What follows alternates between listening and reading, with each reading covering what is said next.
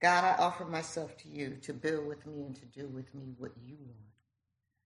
Relieve me of the bondage of myself so that I can better do your will. Take away whatever difficulties I have so that I can be a witness of those difficulties and your awareness to other people.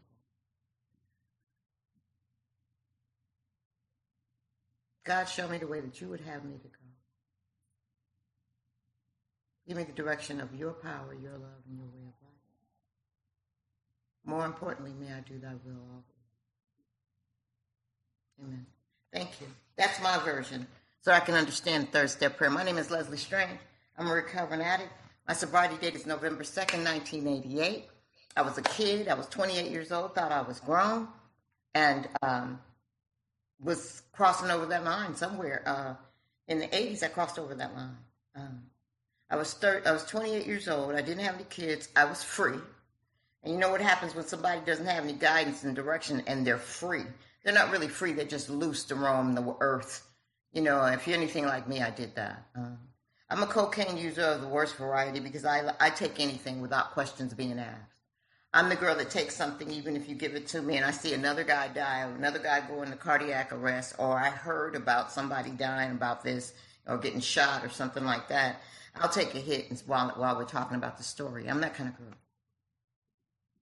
I don't ask any questions. I don't know what the cut is on the dope. I don't know what they put in it. I don't know if it's mixed with heroin, cocaine, or plastic. I don't know what it is, but I would take it because, like the Big Book of Alcoholics Anonymous says, we addicts like the effect produced by it. I wasn't just doing it because it was something to do. I don't know about you, but I'm gonna be real transparent right now. I like that first hit. If life was that first hit for me, you wouldn't see me here. If cocaine remained that first hit, you wouldn't see me here. See, it started out as fun. Something to do, something to liven up the party. And it did, because it started out in the form of powder. I could snort cat powder, I could pontificate, I could intellectualize. I've read more than 2 books. I have a diction and a vocabulary that's tremendous. I can change from soul sister number 5 to this really valley girl, because I'm from Los Angeles, right? So I can mix with any party. Whoever has the dope, I can become that. If you're from England, I become British. If you're from Africa, I heard somebody say, I could do that shit. It don't matter who got the package, that's who I become. That was good, huh? Thank you, Sarah. Sarah laughed out loud. I love her. It gave me personality where I felt I didn't have any. It gave me purpose, because if I had the sack, y'all were waiting on me. Or if I had the chunk of change that I was going to put in, I was going to kick in, you guys are waiting on me. And what human being that suffers from low self-esteem with delusions of grandeur does not like to be waited on? Except for this meeting. Don't take it too far. Don't judge me. Don't. My habit became so bad that there was a guy that lived downstairs from me. He was slapped me ugly. Like, he was so ugly, slapped me. That it was one of those guys that I would not be seen in the daytime. I would not be seen at nighttime. I wouldn't be seen in the alley. I feel like, and he had a good job. And you know, if you're a real cocaine queen, if he got a job, that means every 2 weeks y'all gonna get high. And he had a job with the city of Los Angeles. And he was a country man. And he would call me, and he lived right downstairs. It's nothing worse than having a dope person right there. And I could do whatever I want to smoke as much as I want. And it just got to, see, it immediately, I'm going to tell you this. It started with a little joint. Started out with a little marijuana. Started out with a little alcohol at a teenager party where somebody spiked the punch. It started with that simple stuff. I didn't know I had that thing in me. That thing, that mental obsession, that physical allergy. I didn't know, and more importantly, that spiritual illness. I didn't know none of that. I had no idea of the language used in Alcoholics Anonymous, but you guys gave me the language to describe perfectly all the stuff I suffered through. Perfectly. Pitiful, incomprehensible demoralization. That means you hold it, goes around everywhere and sleeps with everybody to get you one. Or if you're like me, you sleep with so many guys that your birth control method is going to the local clinic, having some guy giving you a couple $100 to go to the local clinic, having your girlfriend drive you to the local clinic and covering it up because you live with your mother at 17, 18. Pitiful, incomprehensible demoralization.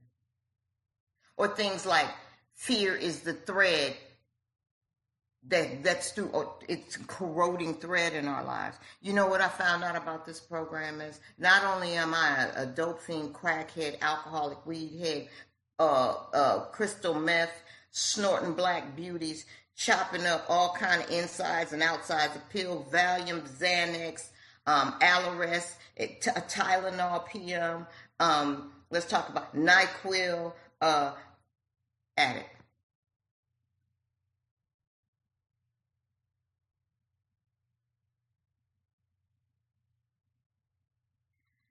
I don't know when I crossed the line.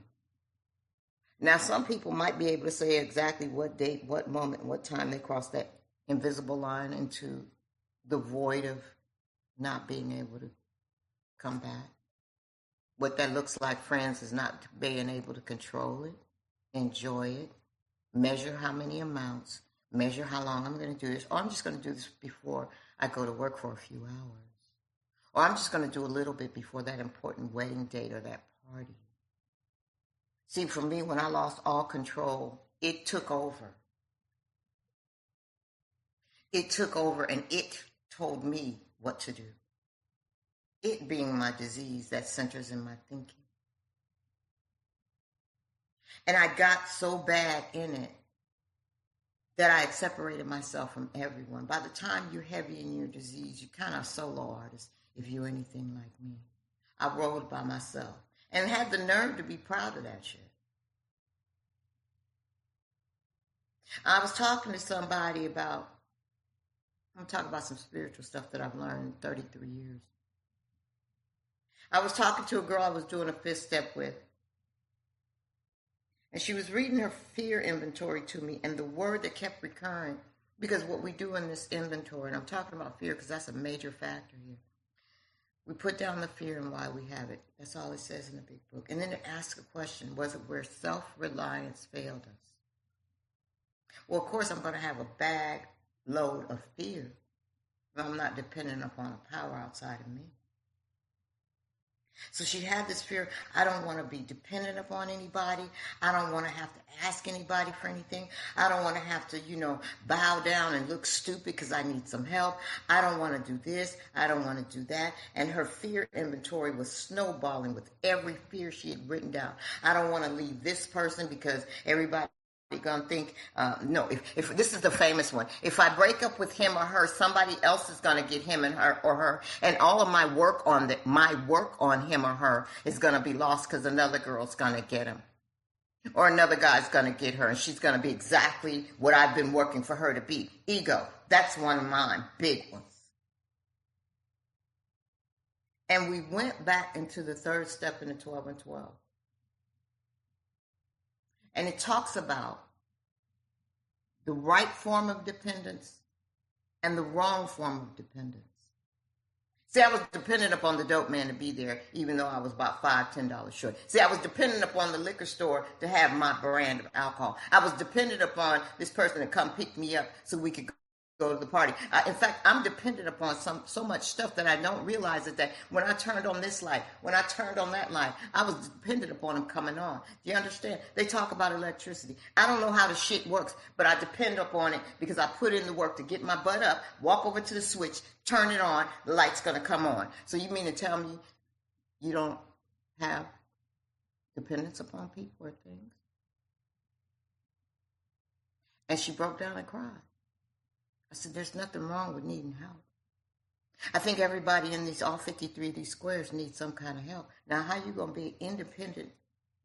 And how you going to be independent in a program that depends upon people? How does that work? Oh, I don't need to call my sponsor. I got this. The same broke-ass brain that got me in here is the same broke brain that talks to me louder than God. You don't understand what it means to have a sponsor. This brain right here talks to me in volumes. See, what you need to do, I won't say what you need to do. What I needed to do was to find a voice that out-hollered this voice. And I'm not talking about a screaming sponsor. I'm talking about whenever, if I don't know whether I'm going to wear a long wig or a short wig because of the place I'm, and I might feel, I would call my sponsor. When I was new, I called my sponsor for the most ridiculous stuff because I was terrified because you guys scared the hell out of me about my thinking. Why did you scare me? Because you reminded me of my story as you told your story. And if you're done, you don't want to revisit that story. I'm not trying to binge watch Leslie Strange first 28 years on this planet. I'm not trying to binge watch that shit. I don't want to see that. Because you know what? My step one shows me the story. The newcomer coming back, or the old newcomer that keeps coming back and all that. You show me every time. I don't want to revisit that. And more importantly, knowing this, if I do this has been my latest speech. I don't care if you're in London or in South Central Los Angeles. When you do this, I don't care if you black, white, green, orange. They tell you put your hands up. They tell you put your damn hands up. That means I'm caught. I'm caught, y'all. Or I'm surrendering. I'm not trying to fight. I'm not trying to die. I'm not trying to get shot. I'm not trying to get beat down like Rodney King. I'm not trying to do shit. Here. Well, if you don't have that attitude in your recovery, just from my experience of watching other people, your ass is going to get beat down. So we come into the room with all these things, and I came into the room with all this garbage and all this behavior and all this stuff, and I was miserable. I was 80 pounds. I was defeated. Me coming into the rooms of Alcoholics Anonymous and staying here in a 12-step program, not working the 12-step is like getting in the ring with Mike Tyson. I know y'all in London, but y'all know who Mike Tyson is. Kick that ass to this day, Mike Tyson with the tattoo. That Mike Tyson. That's cocaine. And you think you're going to win? I don't think so. Now, I'm 5'2", and I know good and damn well I can do some good-ass windmills. Okay? I can do the head down. I cannot fight. The Big Book of Alcoholics Anonymous said we need to cease fighting everything it does not work. And the cold part about fear is the corroding thread. Let me tell you what that looks like to me. Somebody give me 5-minute warning because I didn't start my timer and I hate that.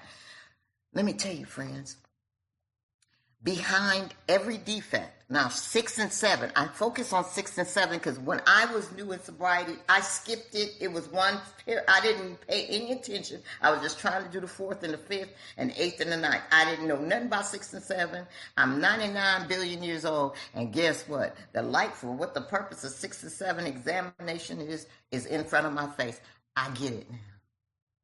6 and 7 is the residue after I do 4 and 5.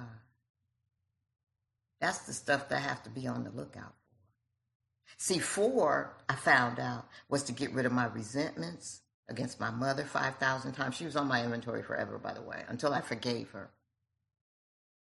See, amends is one thing. I can amend my butt off. You know, Emma, you're so pretty. I'm so sorry I was jealous of you when I first met you because you're absolutely gorgeous. You look like an actress. And I love your tats. If those are tats, I can't quite see. You're gorgeous and all that. I'm so sorry I treated you shitty when you came into the meeting the other day. Please forgive me. And is there anything I can do to right the wrongs that I've done? That's kind of an amends. I'm sorry, not that goofy shit. I'm talking about a real amends according to the Big Book of Alcoholics Anonymous. You feel me? But in the meantime, Emma did some stuff to me too. Now I can't tell her, but you need to apologize for me when you did the same thing to me. No, I don't have the right to tell her what to do. See, that's my problem. If everybody just did what Leslie thought they were supposed to do, if you just stood on your mark on the stage, the play would come off right. Isn't that what? I'm the actress. I'm the director. I'm the producer. I'm the editor. I'm the writer. I'm selling the popcorn. I'm parking the cars. I'm seating the people in the one-woman play of Leslie fucking Strange, and it stops working. And then I'm wondering why y'all getting up and walking out my play. How I'm going to be on the stage and I'm serving popcorn. But what I have to do with him is I have to forgive. I mean, we think about it. We say the Lord's Prayer all the time, right? Forgive us our trespasses, our sins, our defects. Forgive us our stuff so that we can forgive those who also trespassed against us. How do I not have the right to forgive? So I start out this thing, I've got my hands up, I surrender, what do you guys need me to do? But the amazing thing about the ego is it starts growing back. See, I'm real humble in the beginning, but all of a sudden I forgot. I said I surrendered. Is that a sign? Or Daniel just got his hand up early? Love you, Daniel. And all of a sudden I forgot that I got an ass whooping not too long ago. I forgot that I said I'm going to turn my thinking and my actions, my will and my life over to care of something, even if it's just a sponsor. I ain't got this God thing. Might never have this God thing, but I know what I don't want.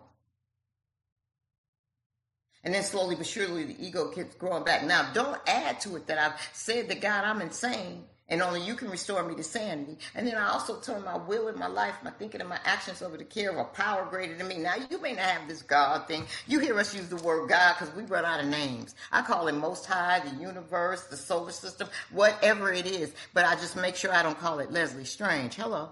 That's what got me here in the first place.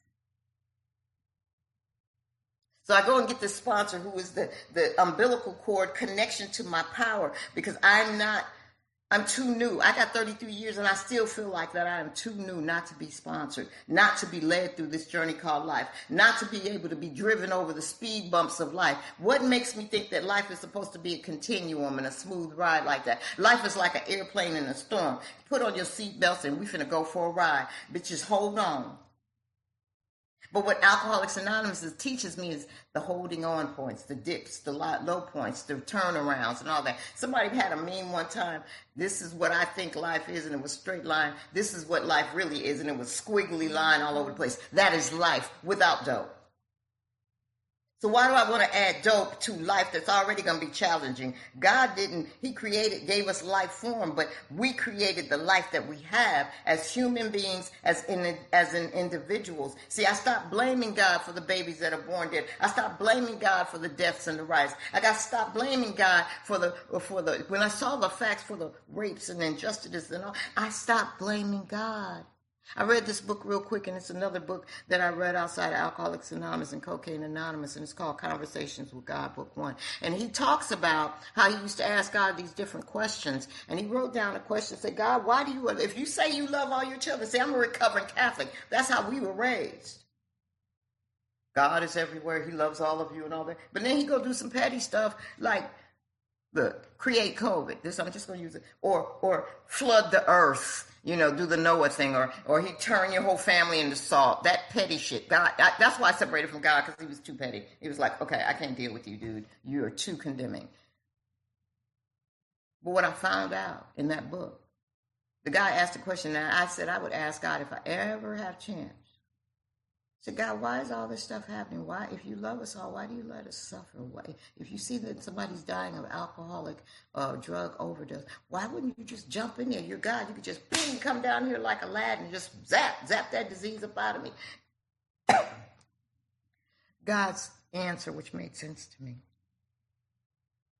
I gave you free will and I gave you chances and choices. In fact, I love you so much, I gave you more free will than I gave animals. Animals act out on nature. I give you the choice. And I love you so much that I don't want to take that freedom of your will to do what you'd like to do away. Who wants a man or a woman to love them that you got to hold them hostage in a closet? See, I don't know about you, but it dawned on me when I read that. I was like, wait a minute, God wants free volunteers. I don't want forced love. I want somebody who loves me because they love me.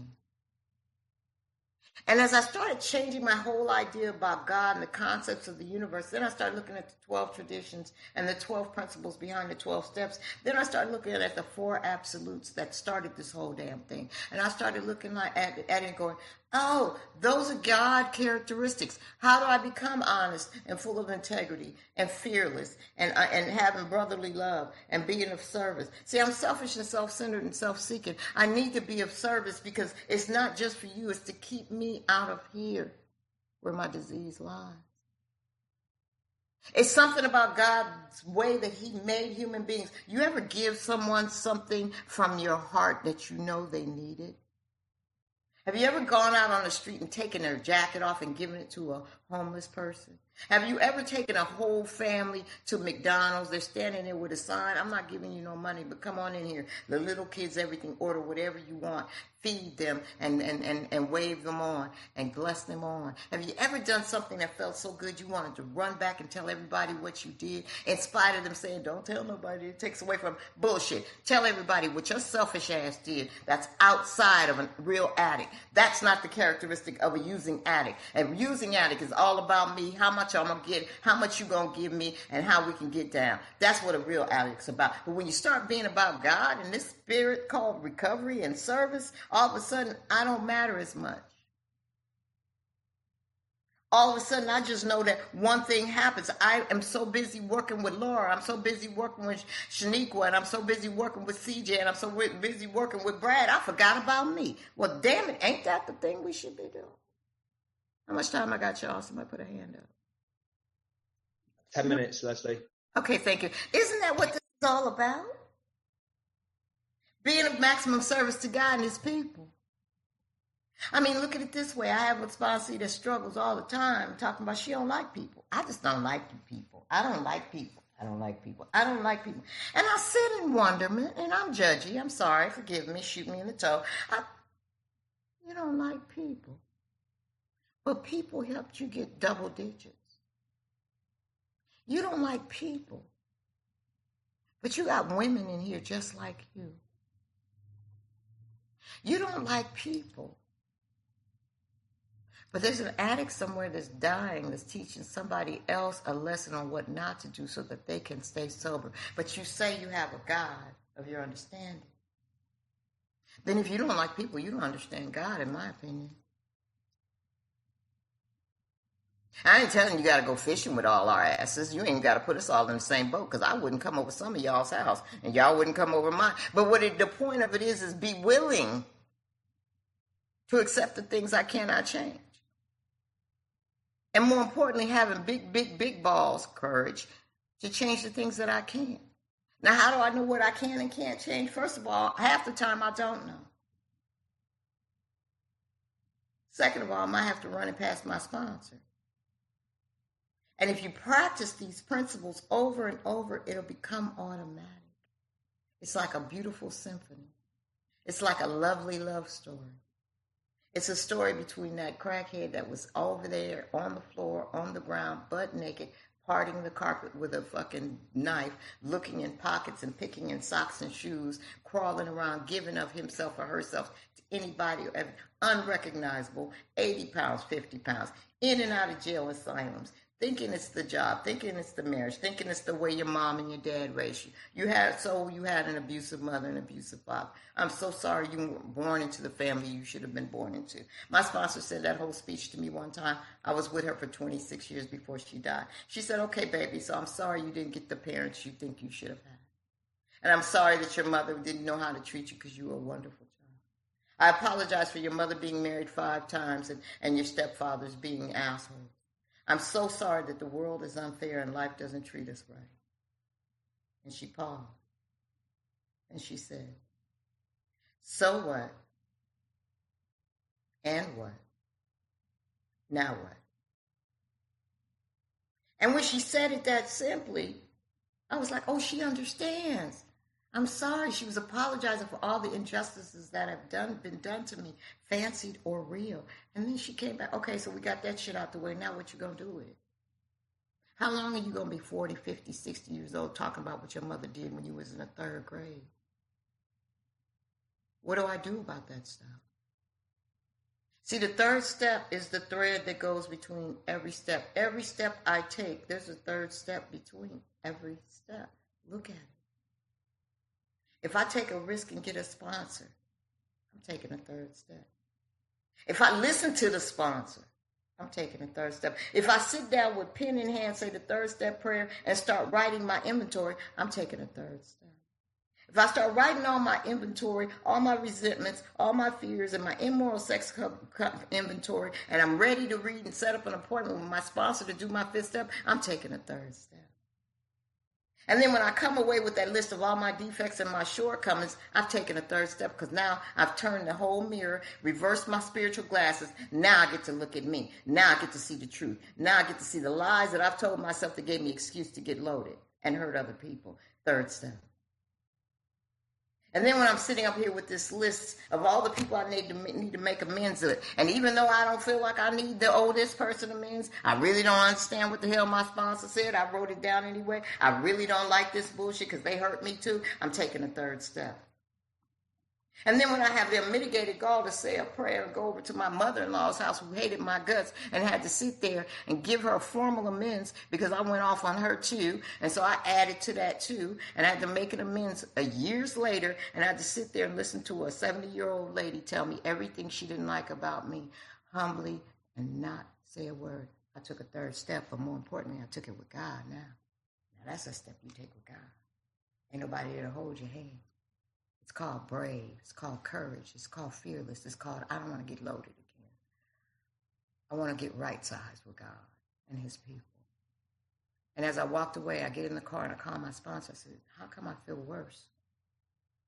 I felt better not making amends to her ass. This don't feel good. Why am I crying? She tore me a new one. My sponsor said something real simple. Thought she was going to say something about something else. And she said, who told you this program is a feel-good program? It's a get-better program. Everything I do in recovery is not feeling good. Talking to sponsees who keep relapsing, calling me from all 3,000, 4,000 miles away. I had a girl that called me in the middle of the night. And I guess I sent her a nice text to encourage her. I'm always on Facebook and stuff.